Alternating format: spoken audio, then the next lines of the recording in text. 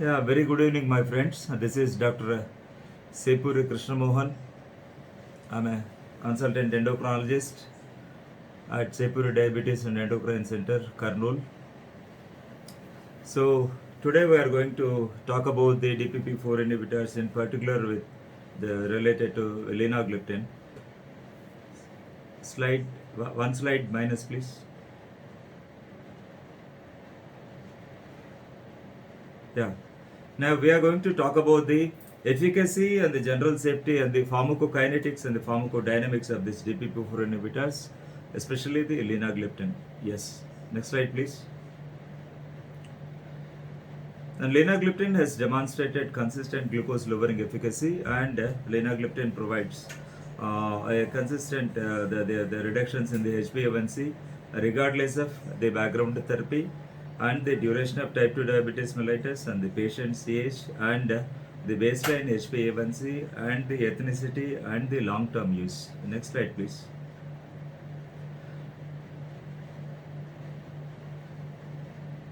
No, no, this is somebody's slide, please.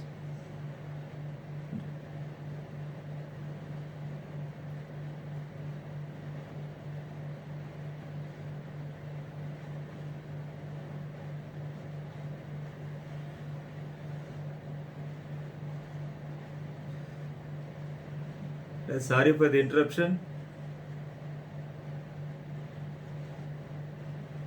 Get back to my slides, please. Showing somebody else's slides.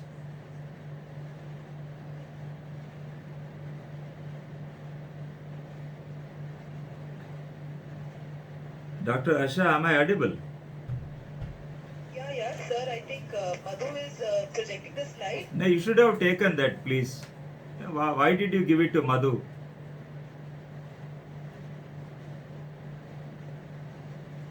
That would have been much better, Harsha, had you taken that. Okay, you should have taken that control. Interruption in the speech, that will that distracts the speaker a lot, like.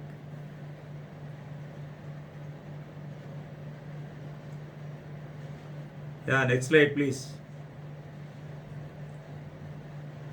Now you can see this, the efficacy of the linagliptin as a monotherapy or in combination with metformin.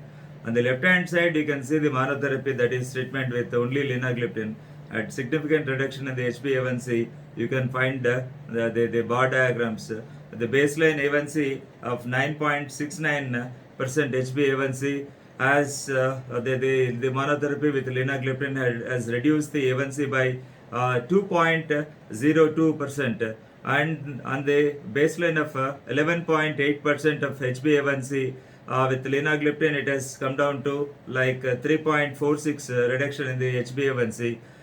That means the higher the A1c, the more the reduction is with linagliptin. That is the take home message.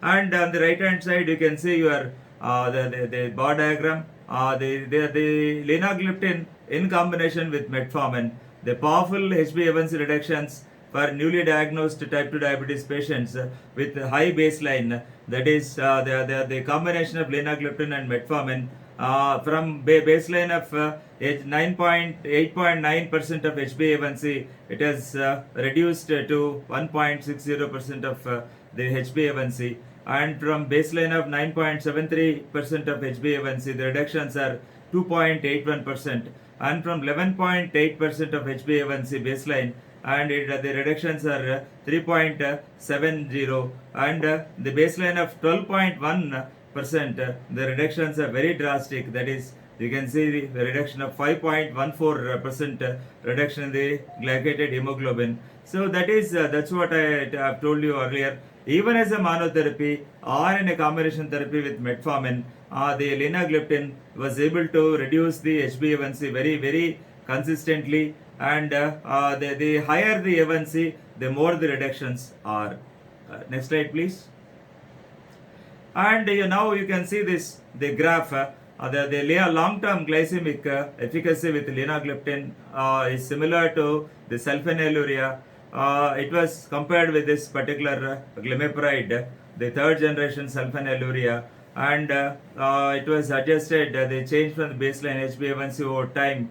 The baseline HbA1c was 7.24%. And what you see in the dark blue is linagliptin, the curve, and what you see in the gray is linagliptin, the glimepiride plus metformin is in the gray, and the graph in the dark blue is linagliptin with metformin, and the number of individuals, it was 223 in linagliptin group, and the glimepiride plus metformin, the number was the 271, and the y curve, graph shows the mean glycated hemoglobin over the time, and the x-axis shows the duration of treatment, that is shown in weeks, that is starting from 0 week, the baseline, from to 104 weeks. That is, you can see the clear evidence of the lowering of the blood glucose levels, the lowering of the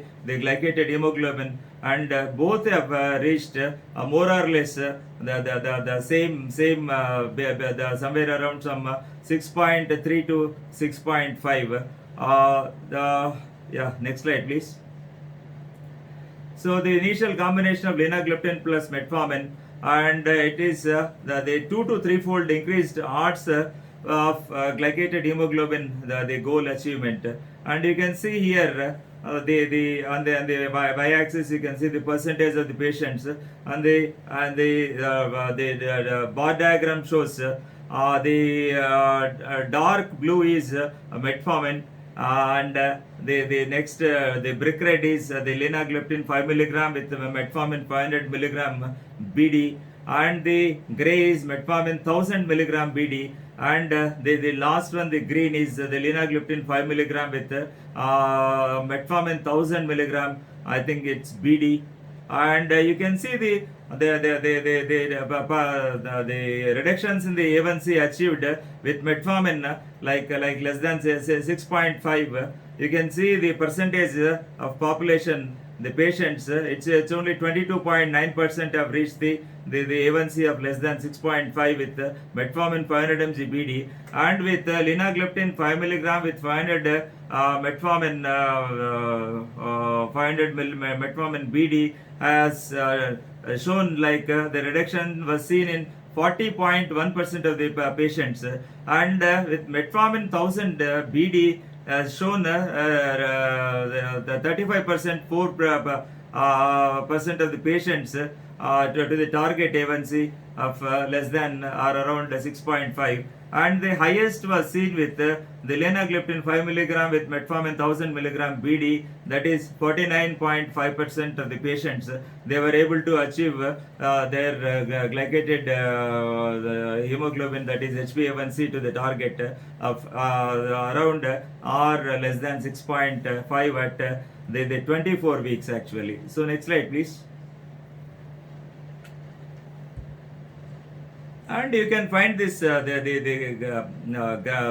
bar diagram again, and the cartoon shows the one in the orange color is the glimepiride, the one in the purple color is the linagliptin, and you can find here the reduction of relative risk reduction by 77%, lower risk of hypoglycemia with linagliptin versus glimepiride. And you can see here on the y-axis you can see the percentage of the patients, and on the x-axis you can see the years, that starting from 0 to 7 years. Actually it was a long period. 7 years is a too long period, and you can clearly see from the beginning the curves getting separated, and you find the linagliptin curve showing the very low incidence of hypoglycemia, that is 2.3 bar 100 patient years, that is seen in 320 patients, whereas you can see the glimepiride graph, the hypoglycemic incidence is 11.1 per 100 patient years in 1132 patients. And yeah, you can see the figures here, right? we can clearly see that the incidence of hypoglycemia is very very less with linagliptin, whereas it is considerably high when compared to the glimepiride arm. Yeah, next slide please. And this is NNT, that is the number needed to treat to prevent one hypoglycemic event over 6 years. That is a study done with again the linagliptin versus the glimepiride. And you can see the bar diagram again. The purple one is the linagliptin and the orange one is the glimepiride. You can see the risk of hypoglycemic events is very less, like 10.6 in the linagliptin group, that is 2.3 per 100 patient years, whereas when compared to this glimepiride it is 37.7, that is 11.1 as we have seen in the last slide, in the form of the graph per 100 patient years. And in the moderate to severe hypoglycemic episodes, and this is and 6.5% with the linagliptin, and the 35%, 30.9 with this particular glimepiride, and the severe hypoglycemic episodes it is 0.3 with the linagliptin, whereas it is 2.2 with this glimepiride. And the hospitalization due to hypoglycemia was seen like in 0.1% of this percent of patients with linagliptin, whereas it was 0.9% with glimepiride. So we can clearly like the take home message is the linagliptin achieves a good glycemic control in the form of the glycated the reductions in the HbA1c, where with very less incidence of either the mild or moderate or severe hypoglycemia, or even the hospitalization due to hypoglycemia when compared to the glimepiride. Next slide please. And the DPP-4 inhibitors, linagliptin particularly, and the inhibitors per se, they have higher efficacy in Asian patients. This is the greatest advantage of this particular the DPP-4 inhibitor class of drugs. They are proven to be very very efficacious with regards to especially our the Asian patients, and that to the Southeast Asian, that is the Indian subcontinent, has got the highest reductions with this particular linagliptin when compared to the Caucasians, that is the whites. And here you can see the reductions in the HbA1c. You can see in the bar diagram. The first one is the dark green. That is that was a study done in the Japanese population in 239 subjects. The study was for 12 weeks, and the baseline HbA1c was 8.07%, and the reduction was 0.87% of HbA1c. And when you see this particular Asians, the study was done in 232 subjects for a period of 24 weeks. It has shown like the reduction is great, 0.91% from baseline of 8.02 of HbA1c. And the surprisingly you can see the very low reductions in the Caucasian population, that is the whites. It is 0.52% from the baseline of HbA1c of 7.98. And to note that it is very surprising, and 58% of the Asians were only the Indian patients. The brick red bar, which has shown the greatest HbA1c reductions, 0.91%, and also the adverse events are similar to the placebo in Asians. So the take home message here is the DPP-4 inhibitors are very very very effective in the reductions of HbA1c in the Asian population, especially the Southeast Asians, that is the Indian subcontinent. It is very popular, and the Caucasians, the rate of reduction in the HbA1c is comparatively very very less when compared to the Asian subjects, that to Indian subjects. Next slide please. And this is the summary is about the pooled analysis from the 15 phase trials in Asians. They adjusted mean changes of the HbA1c with the linagliptin, and you can see this the bar diagrams, and you can just go through that. This study evaluated the data from the 15 phase 3 trials of linagliptin, including sub-analysis stratified by the ethnicity, and 24-week treatment with linagliptin. That's what we have seen in the last the bar diagram. With linagliptin reduced HbA1c by 0.7% versus placebo, and the similar HbA1c reductions were observed when the overall populations were stratified by age, the body mass index, and the sub-ethnicity, and the estimated glomerular filtration rate. And next slide, please. And you find the 2 times higher odds of achieving key secondary sustainability endpoints with linagliptin versus glimepiride in Asian patients.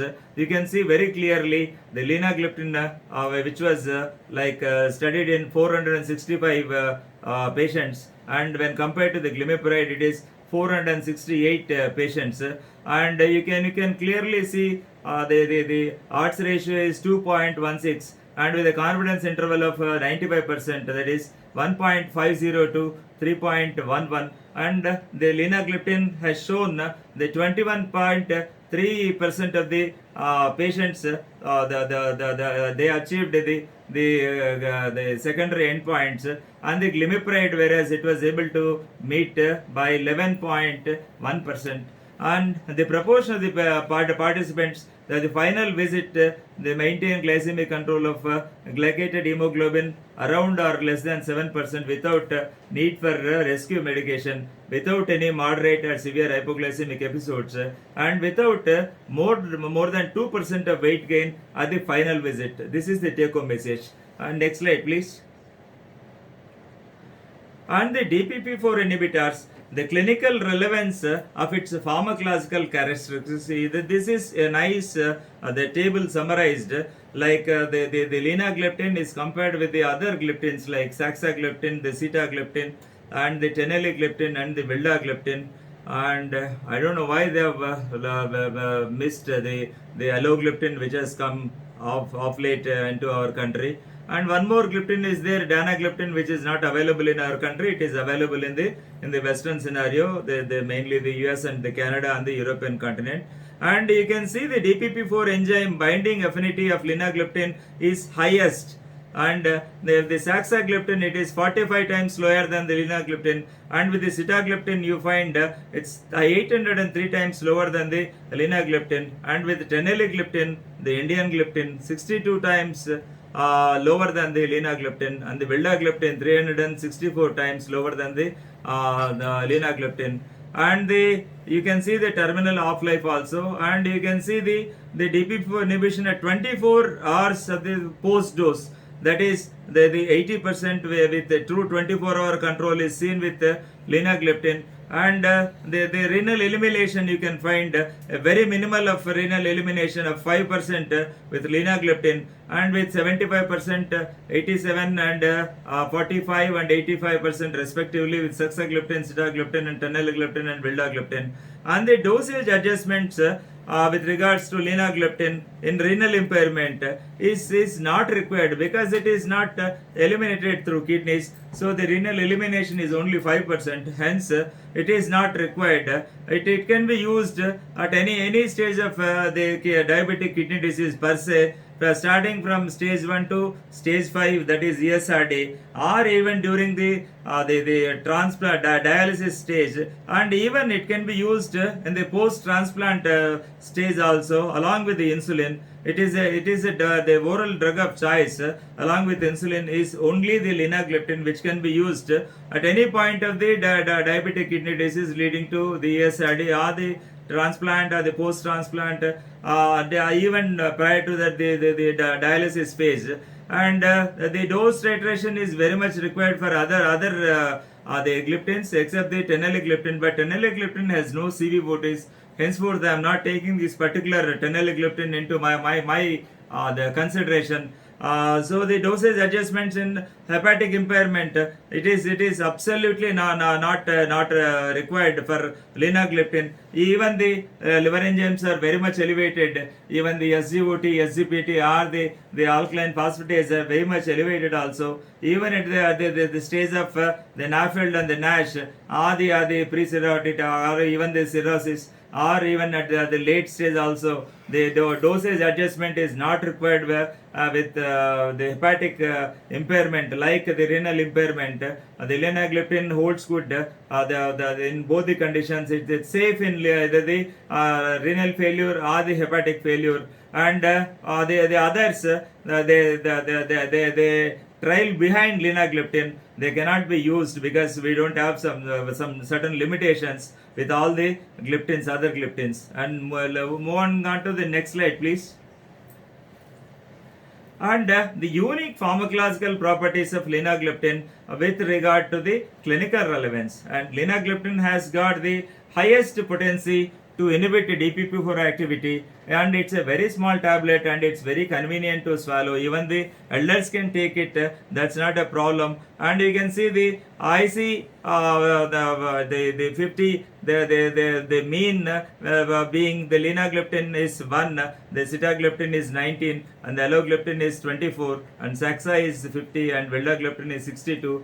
And on right hand you can see this bar diagram. The linagliptin has the lowest plasma free drug concentration with the DPP4 inhibitor class, that is showing the safety in the hepatic impairment, that is linagliptin with 3.6, saxagliptin with 10.1, and sitagliptin is 219, and vildagliptin is more than 267. And linagliptin has the highest selectivity for DPP4 inhibition, that is compared with the QPP. QPP is nothing but the quiescent cell proline, the dipeptyl, the dipeptyl peptidase, and bar DPP2, DPP8, and the DPP9, the low propensity for off-target effects. You can see very clearly in the table given, that is the comparative study with linagliptin and the sitagliptin, vildagliptin, and the saxagliptin.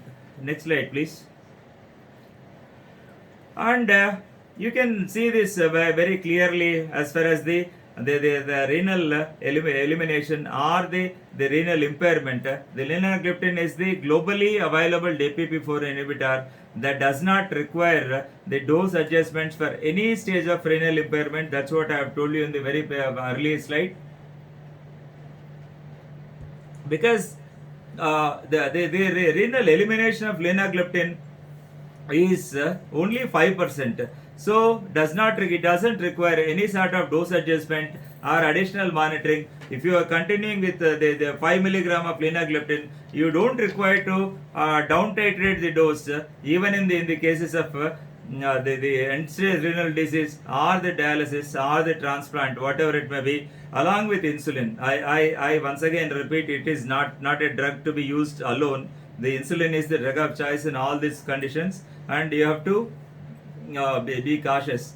Like you can see this sitagliptin, the excretion is renal excretion is 87%, and the vildagliptin is 85%, and the saxagliptin is 75%, and the alogliptin is 76%.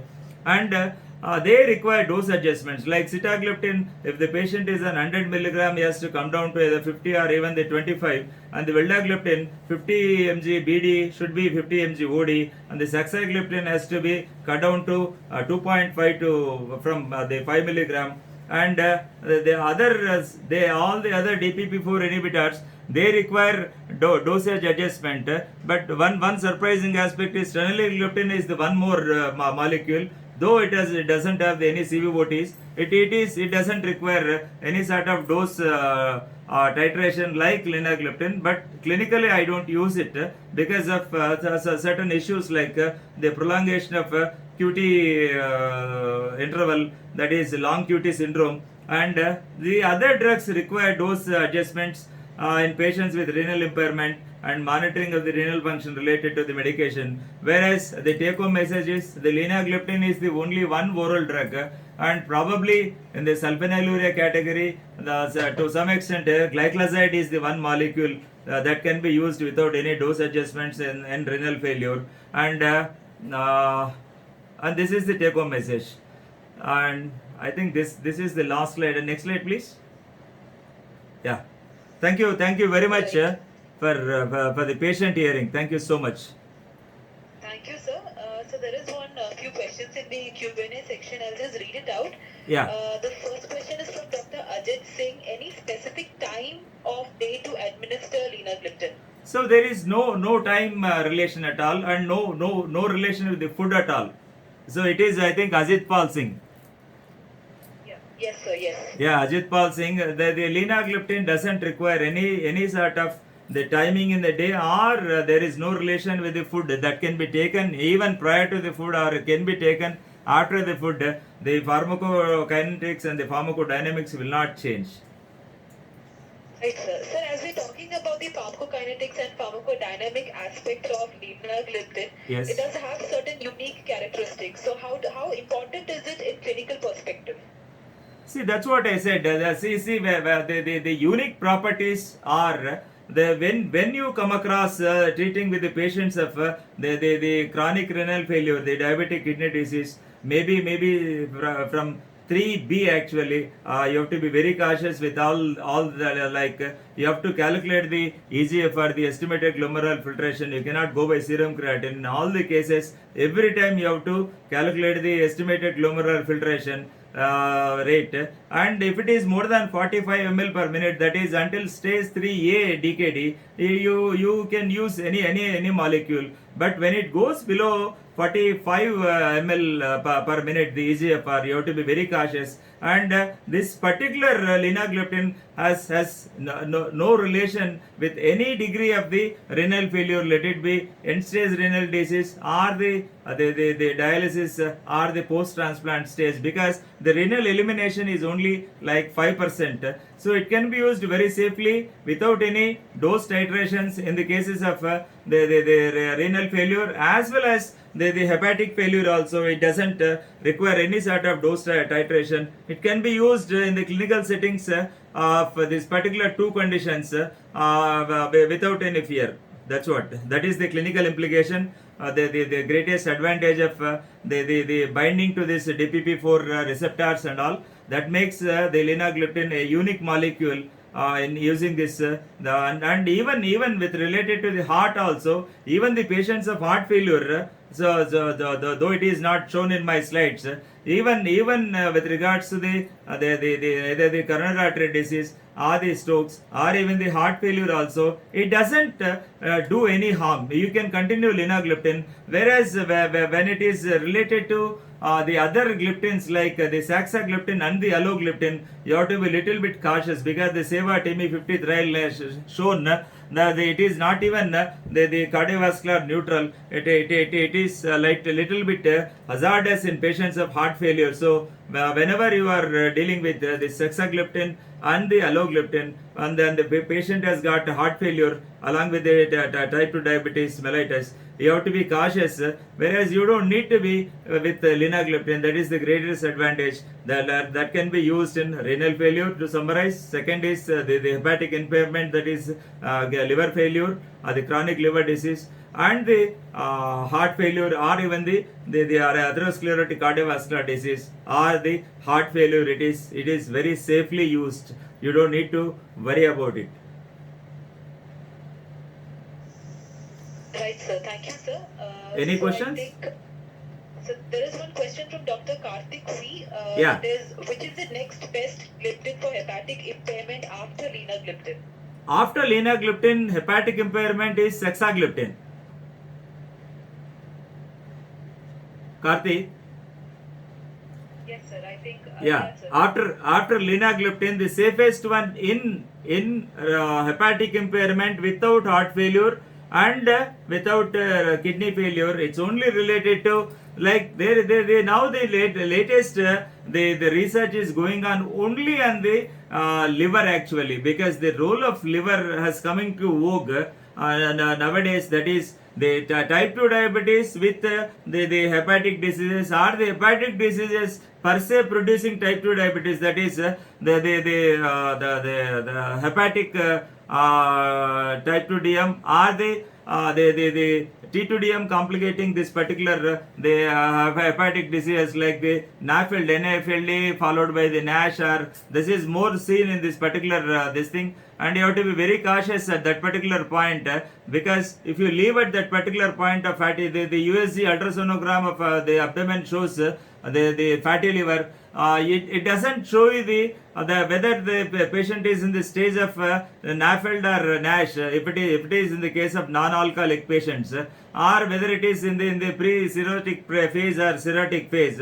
You have to get it done by a fibroscan now, which is available with all the medical gastroenterologists. That's a OPD procedure, a short procedure. You can measure the elasticity of this particular the hepatocyte, and you can determine the stage whether it is NAFLD or NASH or the pre-cirrhotic or the cirrhotic or even the HCC also. So coming to this particular point, after linagliptin, the sexagliptin is the only one molecule that can be used safely in hepatic impairment. I think that clears the question. I think Harsha. Yes, sir. Yes, sir. Sir, there is also one more question about any drug interaction with linagliptin. Absolutely no. There is no drug interaction with linagliptin. It can be combined with metformin. It can be combined with sulfonylureas. It can be combined with isoleucidine. It can be combined with the alpha glucosidase inhibitor, and especially, and I want to highlight this particular SGLT2 inhibitors. And the combination of linagliptin and the empagliflozin, the 10 milligram or the 25 milligram, whereas the linagliptin, the dose remains same. It's one and all, that is the standard 5 milligram. Holds good, and that goes well with insulin also. The linagliptin can be used with insulin. The linagliptin can be used with the GLP-1 receptor agonist also. So there is absolutely no dose interaction, no drug interaction with this particular molecule, and that's the reason it is why it is. I always say it is rose without thorns, and it is the real renal and hepatic gliptin actually. The real renal and hepatic gliptin is only the linagliptin that can be used with all the drugs, with what all we have in the armamentarium of the treatment of type 2. You can combine with any molecule. It doesn't have any sort of dose titration. It doesn't require any sort of dose the titration, and it can be used very safely, and absolutely no drug interactions. Right, sir. Thank you, sir. I think there are no more questions. So probably, sir, thank you for that excellent insight on the topic, sir. Thank you so much, Dr. Harsha Shashi, for your kind introduction and the nice questions, for your kind moderation. Thank you so much. Thank you, sir.